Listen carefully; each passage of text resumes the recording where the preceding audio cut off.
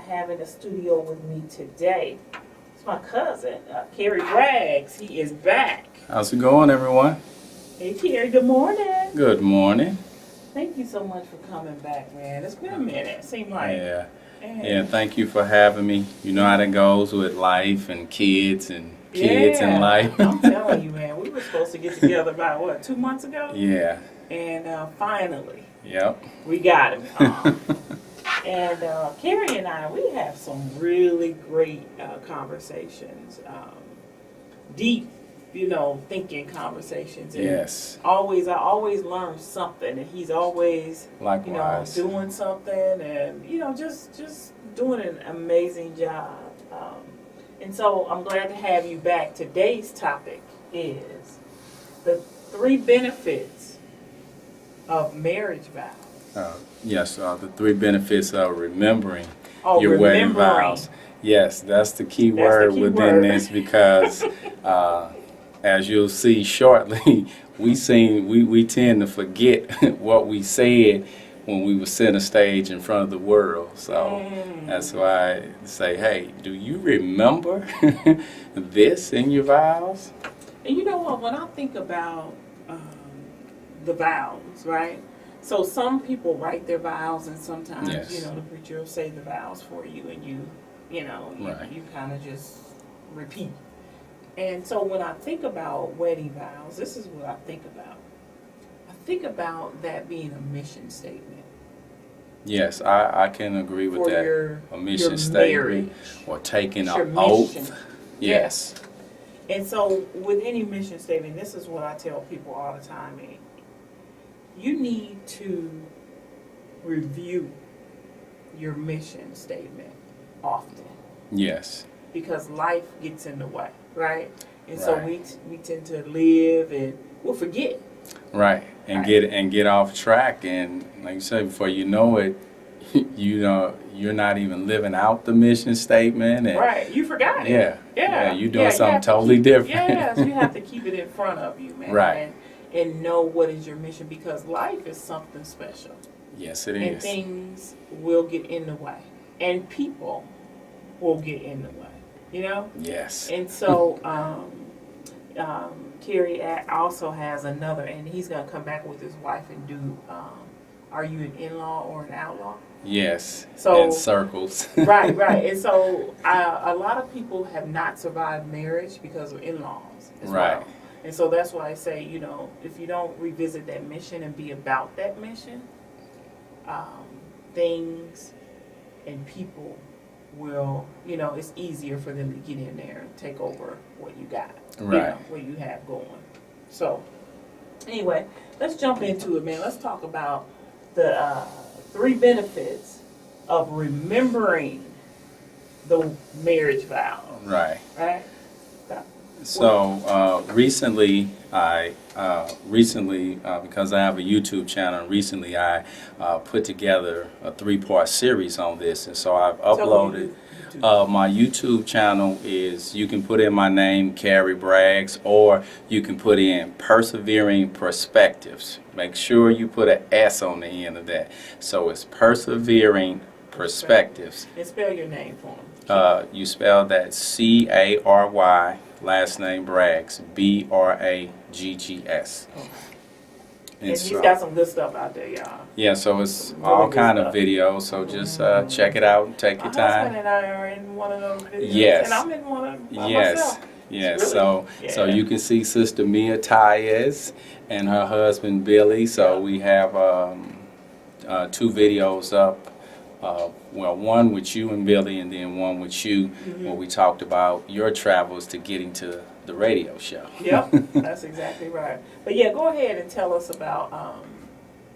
You said that you did a 3-part series. Right. So it's a 3-part series. I've uploaded the first 2 videos, and I'll be uploading the part 3 later this week or early next week. So we're gonna get it first. You yes. hear it here first. Yes. So you're hearing it here first. So it just made me sit down and think about the importance of that, because it's something I've had to go back to over the years. And so number 1 is... Wait a minute, before you get started with the number 1, what made you what made you sit down and think about what we're about to talk about? Was there something happened within your marriage? Because Carrie is married. Yes, and 16 years. 16 years, yep. Been married 16 years, 4 kids, right? Or 5? 6. 6 kids, okay, Yes. yep. 6 kids, wow. And man, that's yeah. It's a party over here. 16 years and 6 kids. Okay, go ahead, Carrie. I didn't mean that. I just want to know what happened for you to even sit down and consider Right. this. Well, with this, the thing of it is, me and my wife, we have a marriage ministry, but I also have videos and a podcast called Husband, Father, Man, where I talk about marriage and parenting and manhood and things like that. And so marriage is a big thing with me and with my wife as well. And so I just got to the point to where we have so many couples around us to where we do events, and then we end up in conversations and different things, and people are just going through things. And so my mindset is, always thinking of things that I can put out there to help them. But it's about them being willing to take what has been given to them and be successful with it. Right, okay. Because, sometimes we'll say we don't know how to get from point A to point B, then someone will give us some information, but now it's like the same thing. You can lead a horse to water, but you can't force him to drink. And so within this, I thought about, hey, wherever we're at in marriage, this comes out of things that we've gone through within our marriage and what I started doing myself personally, because that's normally where most of it comes from, my personal journey to where I say, hey, I know these things work to get things back on track. And so with this, how we're in the now. And so let's just say somewhere we're 16 years into our marriage, and we've been through a lot of ups and downs. So right now we can have a lot of things built up, a lot of resentment, a lot of baggage, a lot of sensitive situations or whatever, to where we're in the now, where it's like, I'm feeling like this about her. She gets on my nerves all the time now. Or she may be looking at me sitting up saying, I hate seeing his face. Yep. Because he I've just... heard people say they can't stand to hear that person's voice. Right. And you hear those things all the time. But I started thinking, I'm like, now, one place we can go back to is our vows and sit up and say, on that day, we were both saying the same thing. And not just saying the same thing, but we were saying it in front of everybody. We were, we had all the bells and whistles most of the time with our weddings, how we were all dressed up and in front of everybody. And we invite everybody we know, and we just do it big and get up in front of everybody. And I love you, and this is the one I want to be with the rest of my life, and all these things. And we do all that. Now you sit up saying, I can't stand her. And I hate to hear his voice. And so, you say, how did you get from that point at the altar to now? And so then it comes in with number 1, to where you remember why you married your spouse to begin with, why you got married. And so with me, I would think back and say to myself, okay, why did I marry my wife? When I think back to those days, I was, I had just become a Christian, and it was already on my heart and mind, hey, I know I have to get married, so I'm not even going to play around with it. I need me a wife. And so I started looking for a wife. And so once me and her, we got together, we dated for a year, and then we were at that point, where are we going with this? We sat down and we discussed it, and we said, okay, we feel it's that time to go forth. So for me, since I was already looking for a wife, I had in mind what I'm looking for. I was looking for someone who carried themselves in a presentable manner. Yeah, to where I knew she wasn't just trying to be seen by every other guy. She wanted to be seen by this guy here. She enjoyed spending time with me. she let it be known how she felt about me. And also when we were getting into it early in the relationship, to where normally a lot of times you would have some of those arguments, you'd be like, well, I guess that's over with. But she surprised me. She called. I'm like, oh, she's still in it. Or, you know, and when I called her, she would answer the phone. And so even within us talking about what we want out of life, you know, we always talked about family.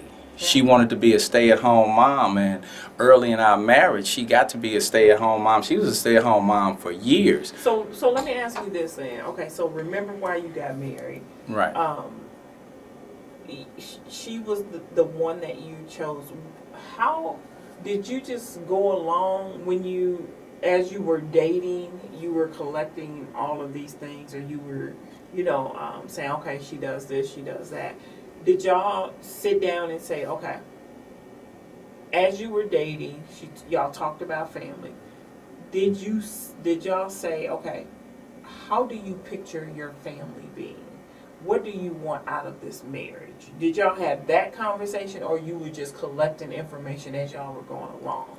Well, I would say both. Okay. Because there were certain things that I was just collecting. I wasn't necessarily saying anything to her, but when it would happen, I would say, okay, let me write that down. That's a plus. Okay. But other things we would discuss, you know, discuss having kids and everything. Okay, how many kids you want, and Right. and all of this, and, you know, when you want to have kids. And so we were having those conversations. So for me, it's like, once again, we're having these conversations saying, okay, we're going to have kids. We want a family. Right. We're big on family. We're doing things with the family and everything. And so we would, you know, so once again, we're having these conversations. And also, I had kind of a list on things that I'm looking for, Right. as far as a wife. And so you would recommend someone having a list, because we talk about lists a yes. lot. And so a lot of people say throw away the list. And then, you know, some say you need the list. Yeah. So what do you recommend? I would say you need to keep the list, but don't be so, I guess, so Married to the stiff. list. Yeah. Don't be so married to the list to where it's like, well, if I don't have everything on my list, I'm not going to do this. I would say look for those key things, but you also need to have your deal breakers. Yeah, you gotta have balance. You got to have your deal breakers, because I think back to like when I bought my first house. It had everything I wanted except for a garage. So at that point in time, I was like, I'm willing to sacrifice the garage right now, because, hey, everything else is in place. So I love the house, and I'll be okay without a garage. So when we moved, you know, now this was before Right. I got married. Yeah. So fast forward now, we got a house together about 5 years ago. And not having a 2-car garage was a deal breaker for me, because I'm at that point in time and age in my life where I'm like, I don't want to get up and go outside and shovel snow and get caught all out in the weather if I don't have to. I feel like, you know, hey, I'm to that point to where this needs to be on the list. You had a choice. You had a choice. Right. So automatically, so within that, if it didn't have a 2-car garage, it was a deal breaker for me. So what you're saying is that have the list, but prioritize. Right. Have priority. So like, for example, if you are a person that integrity is huge for you. Right. You know, you got to have somebody with integrity. You know? Exactly. If they're lying and not doing what they say they're gonna do, that's a deal breaker. Exactly. You know? So I don't think that like integrity, trust, loyalty, I think those things are good for a list. Right. I mean, that's longevity. It can be.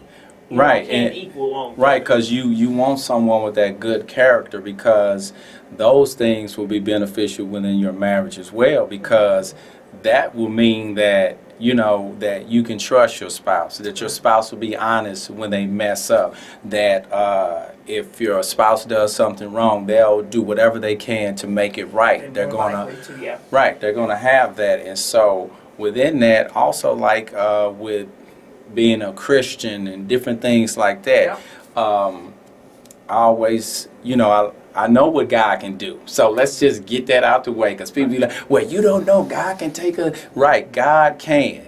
But what he told us to do, why go out here trying to pick somebody and say, hey, God, could you make that person love you and come over here? Because he's letting you know, because I went through it myself to where I was in that mindset, God can change. The young lady I was dating before my wife, she didn't embrace being a Christian, and so she pulled me away from God. So that's why he's saying, no, you need somebody who loves me too, and wants me to be a part of this relationship too, because otherwise they'll pull you away from me. Life is so much more beautiful when you have someone that's equally yoked, that's on the same track, that understands God and how amazing God is and how much of a miracle worker. Exactly.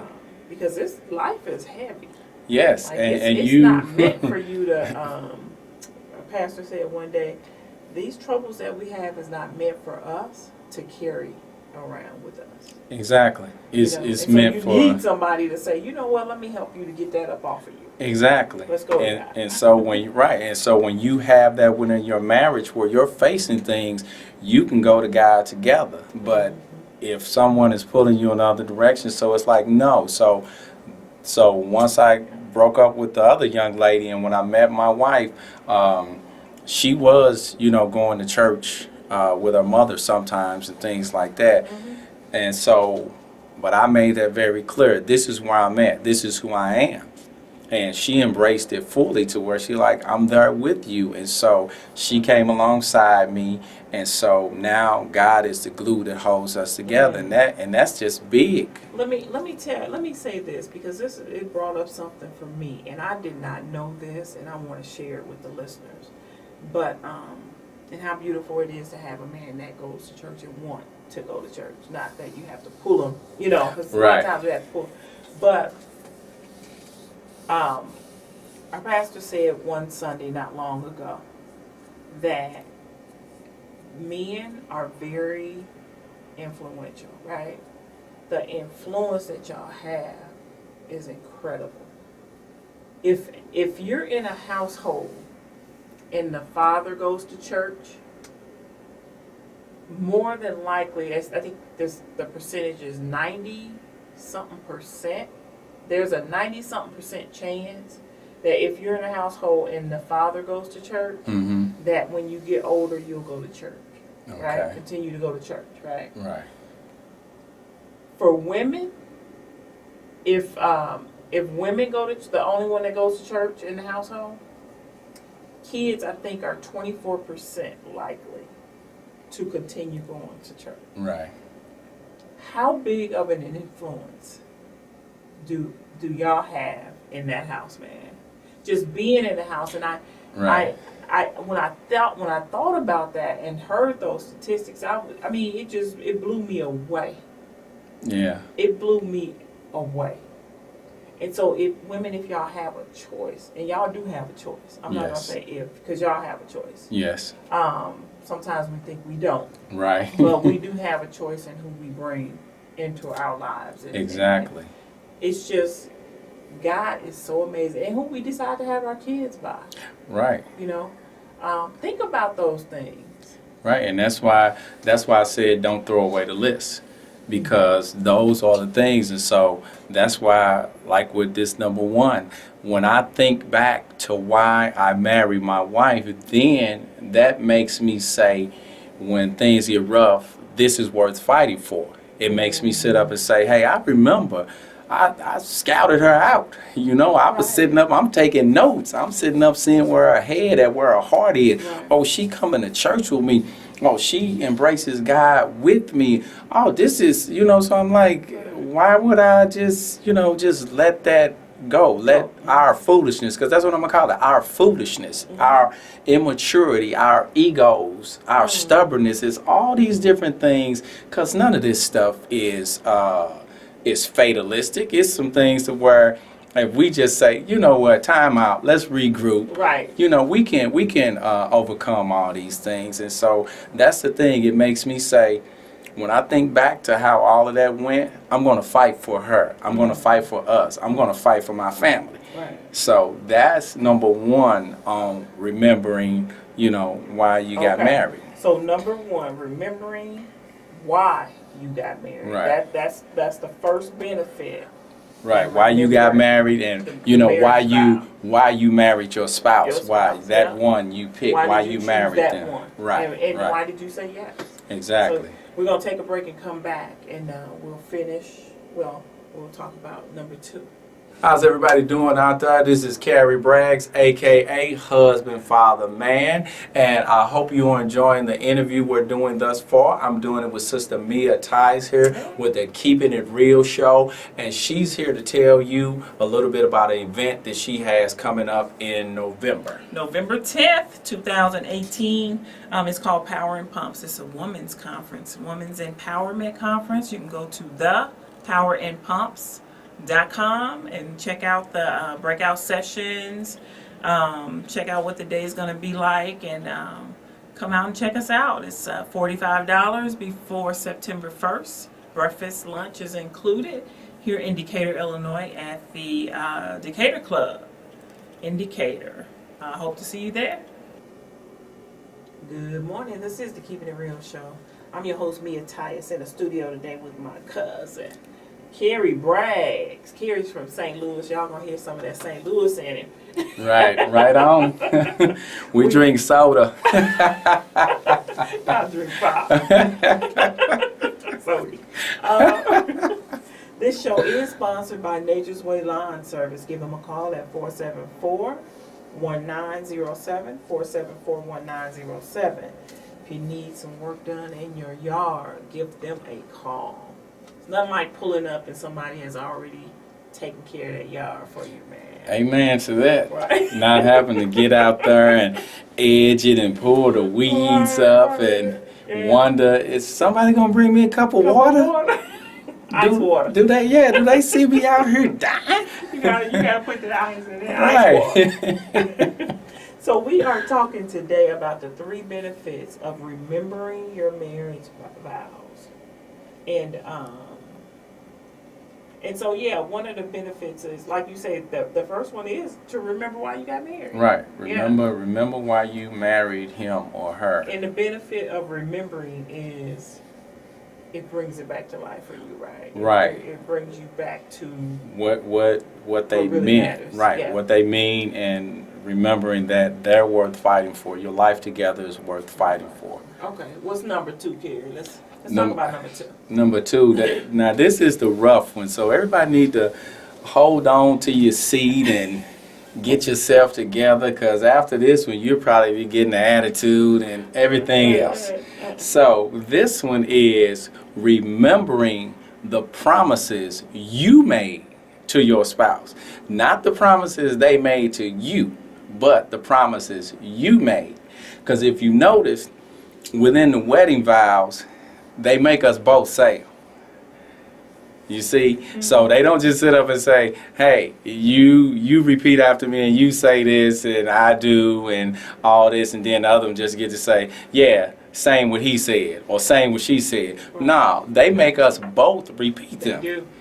And so my thing on it is, when we normally come into marriage and we have these expectations, and usually as it goes along, we have these expectations. If they're not being met, then we're upset with our spouse. Mm-hmm. We sitting up like, hey, right, I got this list over here. You ain't taking care of this list. And they got their list like, hey, you're not taking care of this. So for me, if you go back to your wedding vows, as we were talking earlier, in the wedding vows, when it started giving the list of the things, it started off, a few of them, it said to love, cherish, and honor. So automatically it's putting us in a mindset and a heart set to be loving towards one another, to cherish one another, to honor one another. And then it got off into the compare contrast, where it was like, okay, in sickness and in health, right, for richer or for poor, so what you're in saying good is times and bad times. The first part of it is, this is how you're supposed to be. Right. Regardless. You become this person, and this is how you approach the other things when you're in these situations. Because like I said, richer or for poor, usually, well, I know they say a lot of problems come with money a lot of times, but in reality, most of the time it's bad management of money. But you just think about that. I don't know about you, but I would rather have enough money coming in to take care of the bills and save some money and things like that, not just be worried about things hanging over our heads. Exactly right. But if we are in this situation, that can cause a lot of stress, because now you're sitting up looking at like, hey, what's being done with the money? Somebody might not be managing money right, or somebody may have hit a financial ceiling to where they working a job where this is as good as it gets. This is good as it gets. This is where I'm at, and this is all I'm bringing in. What do you say to that couple that's out there now struggling financially and it's causing the tension and strife within the relationship?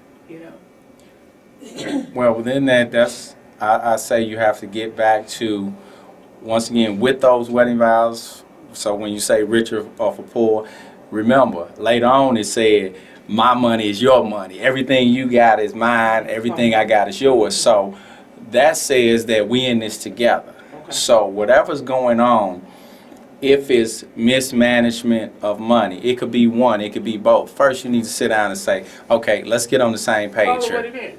Yeah. Call it what it is. You know what? I can't pay these bills. Right.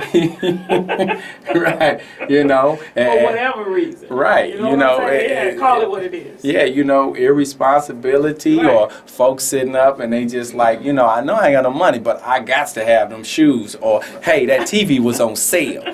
You got to prioritize. And so you got to sit down together and say, hey, we got to get on track within this, and then sit up and weather that storm together, because we've been there within our marriage where we've had financial difficulties, and it was like, hey, let's not be at odds with each other. Let's not go at it with each other. Let's focus once again. Let's look at God and not look at our problems. So that brings us back together to move forward against the problem, against the issue, not going at each other.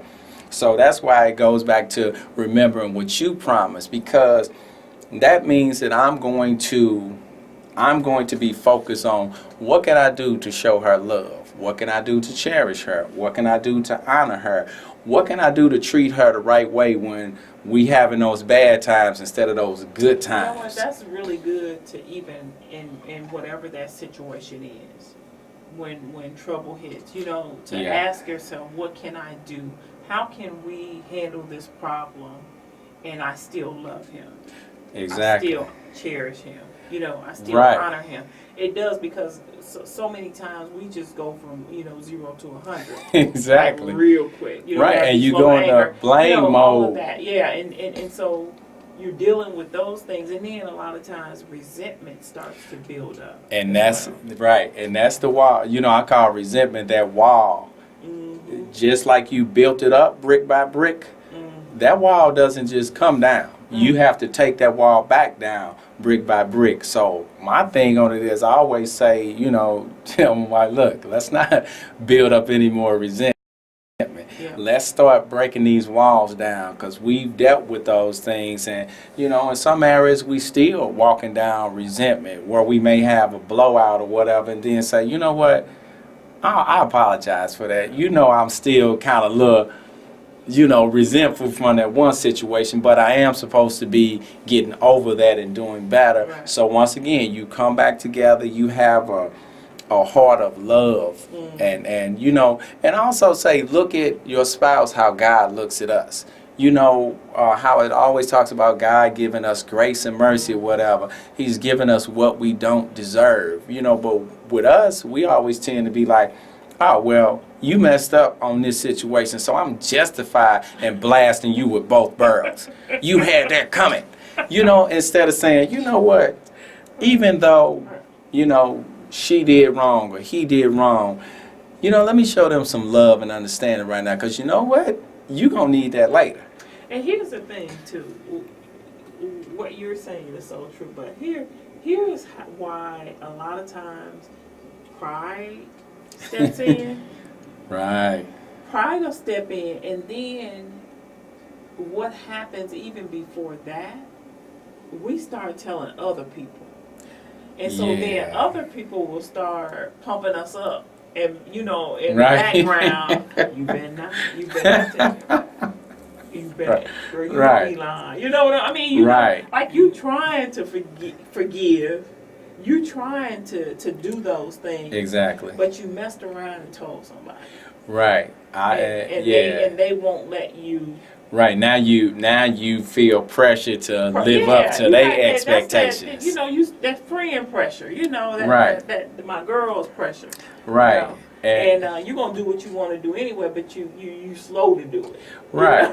But it's one of those things too where you shouldn't be telling anybody unless it's somebody that's going to help you put things back in order. Somebody who's going to encourage you, somebody who's going to give you some advice, to say, hey, look, let's not focus on who did what, this, that. Now, I know you mad at him right now, but, just come to him, sit down, talk to him, let him know how hurt you are about what happened instead of, girl, go in there and tell him about himself and let him know. Read it to him. You show him, let him know he lucky that you're with him. And we don't need that. It's bad enough, that this happened because we feel bad when things happen. Right. And I've seen that. I know I felt bad when I've done things and I got blasted with both barrels, and I'm just like, hey, could you show me a little grace right now? I feel like that little puppy.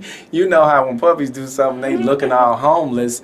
I'm like, I feel like that puppy. So could you not kick me? Could you come pet me anyway? I need you right now. I don't need all that. I just need so and that's the thing to where you show that. Because then it becomes, our heart should be focused on giving instead of what we're giving. And that's usually what we look at within our marriage on, remember your vows, the things that you promised to me. But it's like, nah, remember what you promised to your spouse. And that allows you to stay focused on giving. And last time I checked, when I'm giving and I'm focused on giving to my wife, she's giving back. Yeah. And that's what we want. We want it to be giving instead of always sitting up like, I'm not getting enough. Right. So focus on being a giver. Yeah, that's huge.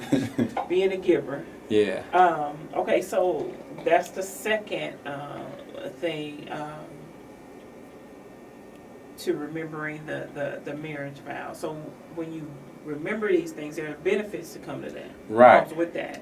So we're talking about 3 benefits of marriage and remembering your vows. The things that, we don't do this enough, man. A lot of times we get up there. A lot of us have never even really heard the vows. We know that, we repeat it. Right. But it's so much even going on that day. You know what I'm saying? Right, where you just, you're not even hearing what's being said, And so you hear it enough to repeat it, but for it to really sit and soak in. So I think that, while people are counseling people, I think that they should get a copy of those vows, if those are the vows that they decide that they want to embrace, Right. If they want to present at their wedding. And I think that's a good idea because it kind of get them focused on that ahead of time, and then just be like, what does this really mean to you? And they can start thinking about it now. And I often wonder how many people really hear the vows or even, take them with them, because it's a lot of times it's about that day. Exactly. And we're so concentrated on what we're going to look like going down the aisle. Exactly. What people going to think, you know what I'm saying? Do they think it's going to be the bomb? Right. And I think that maybe really one of the reasons that I focus on it so much is because I marry people. So I'm counseling them beforehand, talking about these different things and, having them recite the vows and everything. And so it sets in a little bit more with me to where that's why I went back to the vows to put the videos together. Mm-hmm. So the benefit of remembering your vows, number 2 is You know, just remember the promise that you made to them. That Right. helps when things start to, Right. Be focused on the promises you made and giving, and not being focused on getting, and because that makes you selfless instead of selfish, and God will bless that. God will truly bless that when you're giving. Yeah. Well, we're going to take a break and come back, and we're going to talk about that third. Okay. And also, give them the information for your radio show so they can listen to this interview on the Keeping It Real show. Yeah, so I am on the Keeping It Real show is on every Saturday at 9 o'clock a.m. You can go to you go to www.decaturradio.com and click on 95.5 at 9 o'clock a.m. on Saturday mornings. DecaturRadio.com and click on 95.5. Good morning. This is Mia Tyus of the Keeping It Real show. I had Carrie Braggs in the studio with me. Good morning. Good morning. How's everybody doing? Oh, man. We are sponsored by Nature's Way Lawn Service. Y'all better give them a call, 474-1907. You want that yard done, 474-1907. We're talking today about the benefits of remembering your wedding vows. And so things that you should remember about your wedding vows. Remember why you got married. Yes. Right? Right. Remember why you got married and why you married your spouse. What were the things that you were focused on to come together with them. Remember the promise you made. Right, the promises you made at the altar, to love, honor, cherish, good times, bad times, rich, poor, all of that. Or whatever that thing was you stood up there and said. Right. Yeah, because some have it. Question for you. Those vows, we hear them often. Yes. They do not come from the Bible, right? No. These are man-made vows, then, right? Yes. That we have adopted. Yes, I think it's now the marriage, the union of marriage, because I heard a lot of people say, oh, that's not in the Bible. Yes, it is. It's in Genesis. So look it up. A man shall leave his father and mother and be joined to his wife. So it's in there. Go look it up. So, but I think once again the vows embody what we should be feeling about each other and saying to one another, because you're going to be together for the rest of your life. Remember, that's how the vows is, until death do us part. And that's actually number 3, to where we need to remember that we said until death do us part. So the big thing about remembering that you said till death do us part is that divorce is not an option. Let me say that again. Wait a minute. I got to come back. Okay, go ahead. You go ahead, because I got a question. Okay. But like I said, divorce is not an option. So get that off of the table. Okay, so is that you saying it's not an option? It shouldn't be an option, or is it not an option, period? It shouldn't be an option. Okay. But, because once again, divorce is allowed biblically for certain kind of reasons. And out in the world, divorce is allowed for any kind of reason. But what I'm saying is, when we made those vows, it said until death do us part. Okay. So if I took this vow, remember, a vow is an oath. Okay. Like, police and doctors take a Hippocratical oath not to do any harm. And so, once again, we expect them to live up to that, don't we? So just think about divorce as a policeman not doing his job. If somebody's robbing a bank and shooting people and he doesn't do anything, that would be him not upholding his oath. If a doctor sat up and allowed somebody to die and didn't do something in surgery, then he didn't live up to his Hippocratical oath. And we would be very upset about that. Hey, you let my loved one die. You didn't hold up to your oath you made. We expect them. So I look at it the same way within marriage. Why is it you letting folks off the hook?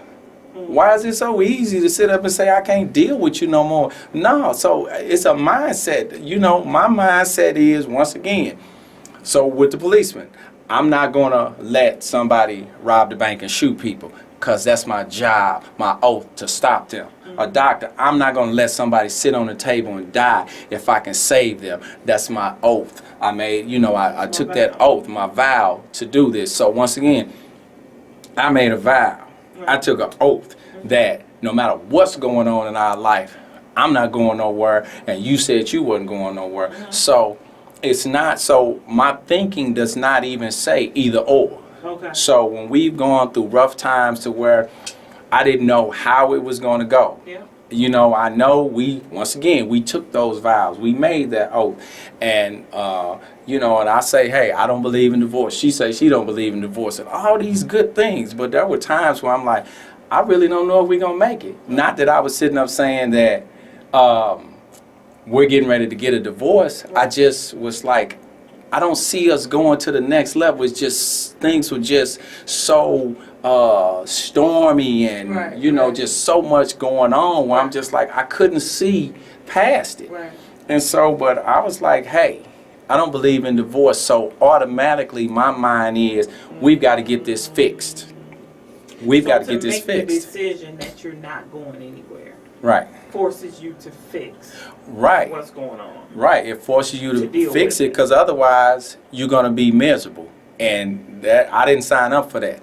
I signed up for us to be on this journey together for life, for the long haul. So what do you say, Gary, then to that person that's in a relationship like that, and they're in a storm, in the midst of a storm, and they want to make it work, but the other person doesn't? What do you say about the other person creating the storm? Right. Now, once again, within that, I can only speak from a Christian standpoint. Okay. Because remember, we have someone to go to. Right. You know, so with someone who doesn't know the Lord and Savior and can't go before Him, that's kind of hard. They still need to fall back on their character and integrity and things like that, like we talked about earlier, about the character of standing up. But for me personally, I've been at those places to where I felt that she wasn't trying to help us get through this storm. And I just felt like, I'm like, hey, we can't, you know, this is not a one-man show. I can't do this by myself. But what I did was I went in my corner and I started praying and I did what I was supposed to do. So that kind of goes back to number 2. I did what I was supposed to be doing to the best of my ability. I still tried to love her in spite of what we were going through. I still tried to have a positive attitude and still reach out to her and do what I could, whether she was rejecting me or not. I'm doing what I'm supposed to do because that's the only way to make it through. And so I kept praying, I kept doing what I was supposed to do, and eventually we would come back to the table. You know, God would soften my heart, make sure that we could have this conversation. But it has to be that willingness to come to the table. Somebody has to toe the road. I mean, you know, toe the line. Okay. You know, so once again, if you're the one doing all you can and your spouse is not putting forth that effort, guess what? You gotta toe the line. You gotta hold it in place so whenever they do come around and get on track, they have some place to go to. And so you just have to hold the line. Like Paul said, when you've done everything you can do to stand and you like, yes, Paul, what else? What do I do now? I've been standing for a long time and nothing has changed. Then he said, keep standing. He's like, oh man, what? Keep standing? Like, yeah. Because you know what? No matter what's going on around you, until God comes through and changes that, you in the right place. You standing. And so it's just that beauty of it. Hold your position. Okay, so we've talked about 3 things to remember. Right. About your vows. Okay. Right. So I'm gonna go over those, and then let's talk about again, the benefits of doing this. Okay. Okay. So remember why you got married. Right. Remember the promise you made is number 2 while you were standing up there with your vows. And then the vows say to death do us part. Right. Right. And then in what benefits have you seen, like in doing that, when you went to the table with all of what we just said, what have you gotten? Like, we've talked about a few things along the way. Right. But at the end of the day, 16 years of marriage, Mm-hmm. 6 kids. What is that feel for you? What is marriage? Does it look like real different from 16 years ago? Yes. And then the benefits of doing this, coming to the table. When did you start doing this? Well, starting coming to the table, that was the only thing I had in my arsenal at the beginning of our marriage, was to say, hey, we need to come to the table and discuss these things. We need to honor that, and I would also say, hey, we need to go back to our corners and be praying to God on how we can supply each other's need. No, don't go to the corner praying to God, hey, I pray that she take care of my needs. No, I need to be praying that I'm taking care of her. Okay. So that's been from the beginning. That's all I had to start with. But with the vows, looking back at these things and trying to reinforce them for myself within our marriage, I don't know. That may have started maybe about 8 to 10 years in, because it was like as we would go to different points and we would go through certain things, every now and then I would just we'd be going through something. I'm like, you know what? We've been together too long to still be dealing with this foolishness here. So I'm just not going to do it. I'm not going to do it. I'm above this. Because it was one point where I told her, I'm like, you know what, babe, you don't have to acknowledge what I'm talking about, but I'm going to tell you, I feel you know what I'm talking about, and you know what I'm saying is true to you. Now, you do whatever you're going to do with it in your own time, that's fine. But I just want to say it to you. So for me, that allowed me to just start doing stuff like that instead of getting mad, instead of going to war with her. So within that, the benefits of it, that she started giving back or whatever. So once again, if I'm remembering why I'm here, and and I get all up under her, she remembering why she here. Yeah. So then she would start being lovey-dovey and affectionate toward me, because she remembering, hey, this is my man, this is my husband, and I want to be up under him. And I'm like, that's right, babe, I'm trying to be up under you. So she would start giving back. A situation and going in with love. Right, in with love, and not so much intensity and right, and cracking jokes. We would kind of soften it. Right, we would do it. See, and that's when we do that back and forth, to where we'll come in with jokes and things like that. And you have to be willing to say, hey, they trying. So they threw out some, I'ma throw out some, because she would. When I would get mad at her about something, I'd be like, I'm over her. I'm in my feelings. I don't want to deal with it. And she'd come up and she'd say, look, I just want to let you know, I accept your apology. And I'd be like, and that's hilarious. And I start laughing. Right. And I'm sitting up like, I don't recall myself apologizing. But it started a conversation. So, to where you don't have to go, because you can go 3-4 days, a week. Right. Man, right. There's a lot of stubborn people out there. Right, and that's so right. Don't let your stubbornness and pride be so big that you can't see your spouse. You only see the issues or whatever. It's like the issues are there, but let's bring it down some to where we can, once again, you see each other for, that's my wife, that's my husband. Come on, let's bring it back in, and that doesn't mean don't deal with the issue. That just means that you come together and you're able to sit there and talk with each other and say, well, babe, I got upset about this because I felt this, that, and other. And you able to discuss, well, you know what? I didn't know you felt that way, and you able to do those things. So it has created an environment with us to where we're continuing to grow. Because my mindset is, as we get older and go further along in marriage, we should be at a better place. You know, we should be able to diffuse a situation quicker. Before it even gets started. Right. Before it gets started, or quicker, and be able to, like I say, have things in place like jokes and laughter, or if somebody reaches out, you reach back out, and things like that, to be able to say we're growing and we're on the next level. And even with it builds to the till death do us part, that keeps you in that mindset that we're in this for the long haul. So if I know I'm in this for the long haul, then that makes me sit up and like, okay, hey, what decisions are we on right now with where we at in marriage, with what we dealing with the kids? Is it a career shift or whatever? You know, how is this going to look 5 years down the road if you switch to this career and everything? So no, that's long haul thinking. Right. You know, on how we're going to do this, and we're doing it together. So you not just, we got to stop living in the moment. I think that's the problem. We got to stop living for us only. Right. And know that you are together. Exactly. And God blesses that, man. When you know you are one, and you respect that, and you do right by it, it's some benefits. Right. That one accord. That one accord, man. Get people up out of your business. Exactly.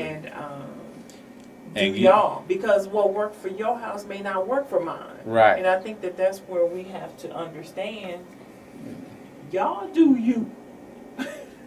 Whatever that is. You know what I'm saying?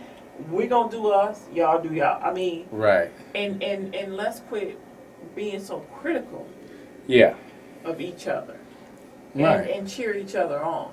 Right. We got to, be each other's cheerleaders, because and me and my wife, we have an inside joke to where, like, with her mother, when it comes to me preaching and stuff like that, she just always, my son-in-law, and she loves me and everything, and she be making a bigger fuss about it than my wife does. So I always be telling, I'm like, okay, you know what, you need to step your game up, because you're my number 2 fan. You need to be my number 1 fan, so you need to step your game up. I know, right?